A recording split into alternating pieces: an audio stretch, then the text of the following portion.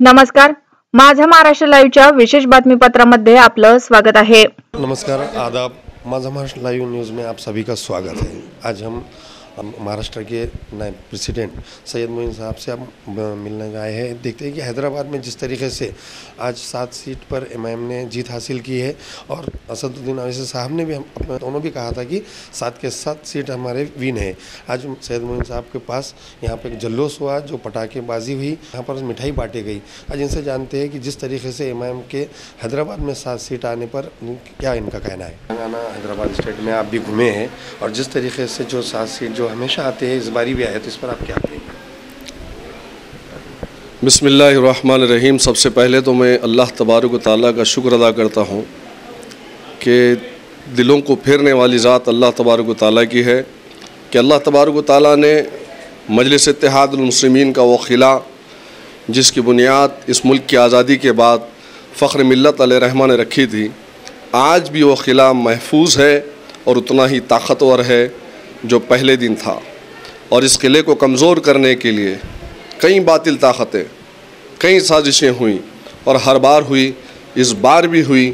RSS, Bajrang Dal, BJP, Congress सब ने मिल के मजलिस इत्तेहादुल मुस्लिमीन के इस किले को कमज़ोर करने की कोशिश की, लेकिन अल्हम्दुलिल्लाह हैदराबाद के गयूर मुसलमानों ने अपने इत्तेहाद का सबूत देते हुए सबकी साजिशों को नाकाम किया और आज 7 के 7 अरकान असम्बली जो हर बार की तरह इस बार भी अल्हम्दुलिल्लाह चुन कर आए हैं और मजलिस इत्तेहादुल मुस्लिमीन की कामयाबी हासिल हुई है। जिस तरीके से आपने वहाँ पर हैदराबाद में कैंपेन की है, वहाँ का माहौल देखा है, तो क्या मजलिस का काम था वहाँ पर जो आपने गलियों को जाकर देखा? अब हम तो एक खाना पूरी करने के लिए गए थे। असल चीज़ तो ये है कि हम खाना पूरी, जो प्रचार की खाना पूरी होती है, वो करने गए थे, वरना जिस दरवाजे पे दस्तक दे रहे वो कह रहे कि भाई हम मजलिसी है और हमारे पूरे वोट मजलिस इत्तेहादुल मुस्लिमीन को हम ही नहीं बल्कि हमारी ये तीसरी नस्ल है जो हम मजलिस इत्तेहादुल मुस्लिमीन को वोट करते आए हैं और वोट करते रहेंगे। जिस तरीके से आपने देखा होगा कि याकुतपुरा हो या फिर नामपल्ली में कांटे की टक्कर हुई और आपने सबसे ज़्यादा, आपने भी हो, अकबर साहब ने भी हो, असदुद्दीन ओवैसी साहब ने वहाँ वक्त दिया, तो वहाँ ऐसा क्या देखने में आया?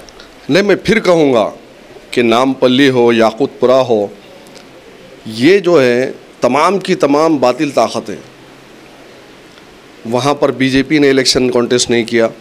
गौर करो आप, बीजेपी मैदान में थी नहीं, बीजेपी पूरी की पूरी ताकत कांग्रेस के कैंडिडेट को जिताने में लगा रही थी और जो वोट मिले हैं उनको, वो बीजेपी के वोट है, वो आरएसएस के वोट है, वो बजरंग दल के वोट है। तो वो नहीं चाहते कि मजलिस इत्तेहादुल मुस्लिमीन के अरकान असम्बली चुन के आए, वो पूरी ताकत झोंके, लेकिन अवाम का जवाब तो आज 3 तारीख को मिल गया अल्हम्दुलिल्लाह उन्हें। जिस तरीके से वहाँ पर आपने देखी, कैंपेन भी हुई और हर चीज़ में आपने वहाँ पर देख लिया और सब रिजल्ट भी आया, मगर जिस तरीके से बीआरएस जो थी, टीआरएस अब जो बीआरएस हो गई, इसकी जो सरकार थी वो गिरी, उसका क्या, उस पर क्या हो सकता परिवर्तन?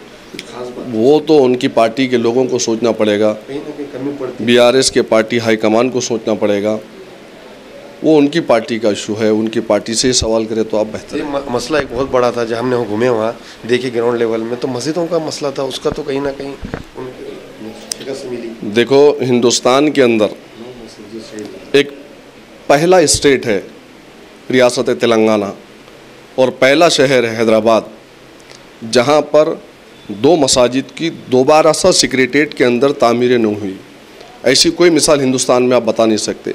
ये क्यों हुई, ये कैसे हुई? ये मजलिस इत्तेहादुल मुस्लिमीन की ताकत और मजलिस इत्तेहादुल मुस्लिमीन की नुमाइंदगी का नतीजा है। हालिया दिनों में भी आपने देखा होगा, आज से चंद माह क़ब्ल एक ट्रेन में हादसा हुआ, मुंबई से जो ट्रेन जा रही थी जयपुर एक्सप्रेस, उसमें शनाख्त कर कर एक खाकी वर्दी में एक दरिंदा 3 मुसलमानों की शनाख्त कर कर उनको क़त्ल किया, जिसको हिफाजत की जिम्मेदारी दी गई थी, बंदोक थी, वेपन था उसके पास में, उसने 3 मुसलमानों की शनाख्त कर कर उनके सीनों को छन्नी कर दिया, उनको क़त्ल किया। वो लोग शहीद हुए। मरने वालों में एक बिहार का था, मरने वालों में तीनों में एक राजस्थान का था जहाँ पर कांग्रेस की हुकूमत है और एक तेलंगाना का था। बताओ, उन तीनों के साथ में अगर इंसाफ कहीं पर मिला तो वह हैदराबाद में मिला।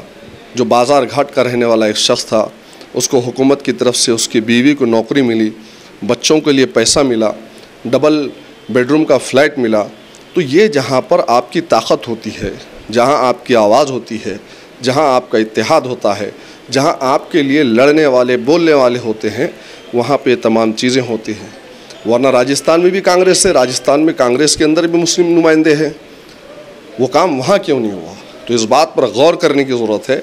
और यही चीज़ें हैं जो हैदराबाद के मुसलमान हर वक्त मजलिस इत्तेहादुल मुस्लिमीन, चाहे कॉरपोरेशन के इलेक्शन रहो, असम्बली के इंतखाबात रहो या पार्लिमानी इंतखाबात रहो, मजलिस को भरपूर अपनी तायद और हिमायत देते हैं। आपने माजिद हुसैन के स्टेज पे माजिद हुसैन की बहुत तारीफ़ की।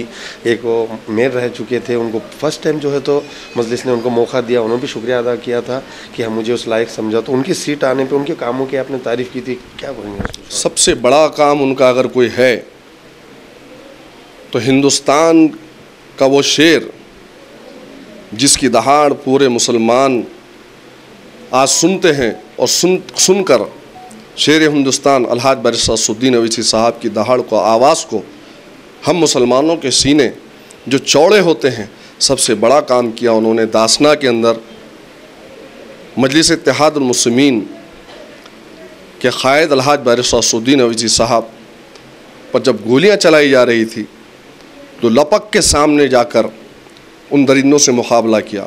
मैं समझता हूँ उनकी ज़िंदगी के अंदर सबसे बड़ा काम अगर कुछ किया उन्होंने तो ये किया कि क़यादत को ज़िंदा और बाकी रखा और उनकी तरफ बढ़ने वाले हाथों को और क़दमों को रोका। कोविड में भी अच्छा काम किया, ऐसा बताया? नहीं, लोकल में तो उनका कोई सानी नहीं है।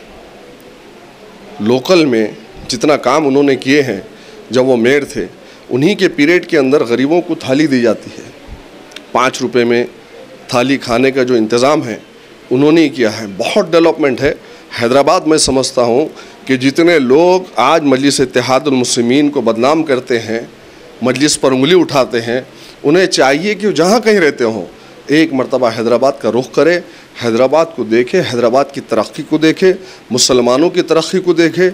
मुसलमान ही नहीं बल्कि तमाम जितने तबक़ात हैं उन सब की तरक्की में अगर किसी का ताउन है, मदद है, तो मजलिस की मदद है। जिस तरीके से आज जो आतिशबाजी हुई, मिठाई बांटी गई और जुलूस हुआ, तो उन 7 उम्मीदवारों के लिए आप क्या मैसेज है, उनके अवाम के लिए क्या?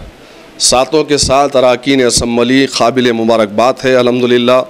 और मजलिस इत्तेहादुल मुस्लिमीन नांदेड़ की जानिब से, महाराष्ट्र की जानिब से हम तमाम मजलिसी बहीखानों को, मुहब्बान मजलिस को और मजलिस के तमाम जियालों को, तमाम क़ायदीन को आज मुबारकबाद पेश करते हैं कि मजलिस इत्तेहादुल मुस्लिमीन को हर बार की तरह आपने इस बार भी कामयाब किया।